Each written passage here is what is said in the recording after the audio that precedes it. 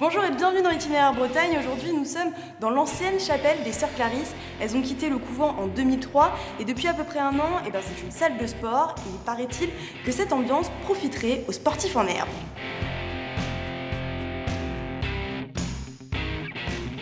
Moi j'aime beaucoup en fait le concept de réintégrer, de réorganiser des lieux comme ça qui étaient perdus parce que ça c'était en ruine, ça avait été abandonné.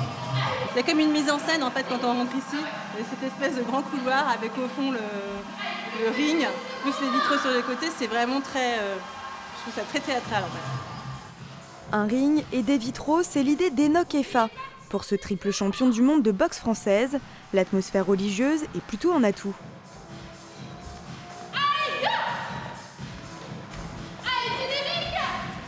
Ça fait partie du décor, il ne faut pas qu'on en ait peur. On peut être dans un environnement où il y a une présence religieuse sans en avoir peur, au contraire, de mieux la comprendre, de mieux l'appréhender et de voir en fait qu'on peut même y faire du sport. C'est pour moi un signe très très fort d'une, d'ouverture et de deux, de faire en sorte de diminuer les peurs et de faire en sorte de se concentrer sur soi. Qu'est-ce que je peux faire dans un lieu qui est religieux? Aujourd'hui, je peux aussi prendre soin de moi et arriver à la paix, mais d'une manière différente. La chapelle reconvertie en salle de sport a ouvert depuis à peine un an et elle a déjà conquis de nombreux fidèles. Le lieu en fait il est super beau, il y a les vitraux partout, même à l'entrée en fait c'est super charmant, c'est un peu caché. Donc voilà, ça fait un peu notre endroit secret pour nous booster en termes de sport. Le sport, c'est de la méditation en mouvement, hein. C'est ni plus ni moins que ça. C'est un moment où on a rendez-vous avec soi-même pour faire en sorte de sortir de son quotidien qui peut être le travail, les enfants, la famille et ainsi de suite. Et donc du coup, la méditation en mouvement, la méditation sur place, dans les deux cas, c'est de la méditation. On a besoin de se recentrer sur soi. Et que ça se passe dans une ancienne chapelle, finalement, c'est très très cohérent. En France, le nombre d'édifices religieux en vente ne cesse d'augmenter. L'Église prévoit de se séparer de 10% de son patrimoine d'ici 2030.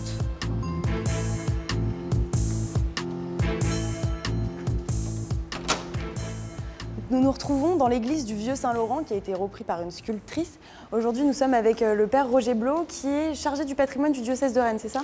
Oui, pas tellement du patrimoine du point de vue financier, mais la connaissance des églises ou bien tout ce qui peut être fait pour qu'elles restent vivantes, des hôtels contemporains ou des choses comme ça.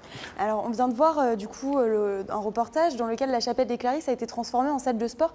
Est-ce que ça vous choque? Qu'est-ce que vous en pensez? Évidemment, c'est un petit peu triste de voir les Clarisses, à cause de l'âge, être obligées de se réfugier chez d'autres religieuses, hein. Mais les choses ont été faites dans les règles. Ça fait partie de l'histoire. Il y a des choses qui vivent et puis ensuite elles ne vivent plus. Est-ce que l'Église a un droit de regard quand il y a une reconversion comme ça? Dans le cas de cette chapelle-là, elle appartenait aux Clarisses, donc elles font partie de l'Église bien sûr, mais c'est elles qui sont les propriétaires. Et on ne peut avoir qu'un rôle de conseil, par exemple. En tout cas, on peut pas interdire l'utilisation d'un bâtiment qui a été acheté légalement, qui est reconverti en salle de sport. Comment est-ce que ça se fait qu'on se retrouve aujourd'hui avec des lieux qui sont désacralisés? Alors je dirais qu'il n'y en a quand même pas tant que ça en Ille-et-Vilaine, d'une part. Mais d'autre part, ça a toujours été le cas. Il n'y a pas eu plus d'églises désacralisées qu'au XIXe siècle, parce qu'il abandonnait la petite église romane et puis il en reconstruisait une à côté.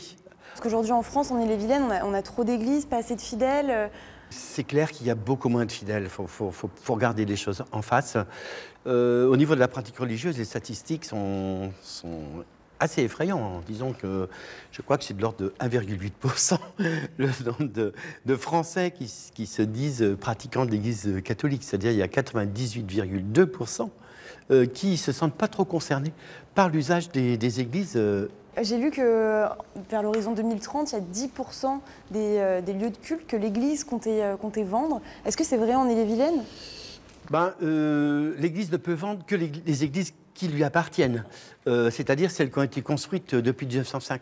Je ne serais pas étonné, effectivement, que dans des quartiers, par exemple, c'était le cas de Villejean, moi j'étais prêtre, il y avait deux églises, une suffit pour les besoins, et ce serait même dommage de disperser les assemblées. Donc on en a vendu une. À mon sens, ça n'a rien de dramatique. Ce qui est plus dramatique. Comme une évolution Oui, c'est une évolution un petit peu normale. Merci beaucoup d'avoir répondu à nos questions, en tout cas. Donc on peut voir aussi que le cas de la chapelle des Clarisses n'est pas isolé. La chapelle Saint-Yves, qui est située à Rennes, est aujourd'hui l'office de tourisme et nous avons retrouvé l'archive de 1998 lorsqu'elle a été reconvertie. Enclavée au cœur du vieux Rennes, la chapelle Saint-Yves date du XVe siècle. Elle fut un temps transformée en quincaillerie, puis carrément abandonnée. L'édifice alors en péril, il ne doit son salut qu'au rachat par la mairie en 1981. Les travaux de restauration débuteront, eux, en 1993. Dominique Dantec est à l'origine de la renaissance de la chapelle de l'ancien hôpital, symbole autrefois du combat contre la misère. On y accueille des malades, mais on y accueille aussi beaucoup de pauvres et des enfants abandonnés qu'on stocke, je dirais entre guillemets, c'est un peu dur, mais c'est ainsi dans les combles et avec une mortalité énorme. Aujourd'hui, devenu véritable complexe culturel, l'ensemble regroupe un monument religieux, l'office du tourisme et un immeuble contemporain. Le lieu est prestigieux et répond aux exigences nouvelles du tourisme urbain. C'est un lieu qui vit aujourd'hui, qui revit, et l'exposition permanente Rennes, ville d'art et d'histoire que l'on vient d'y placer a voulu répondre à ce lieu qui appelle, comme vous le dites, les matériaux. Il est constitué de matériaux remarquables.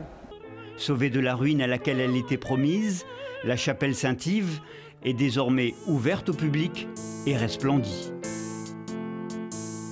C'est ici que nous nous quittons aujourd'hui. La chapelle Saint-Yves abrite toujours l'office de tourisme, mais également une exposition permanente sur la ville de Rennes. Bref, c'est un véritable lieu de vie. Si vous voulez revoir cet épisode, rendez-vous sur le site de France 3 Bretagne. À bientôt!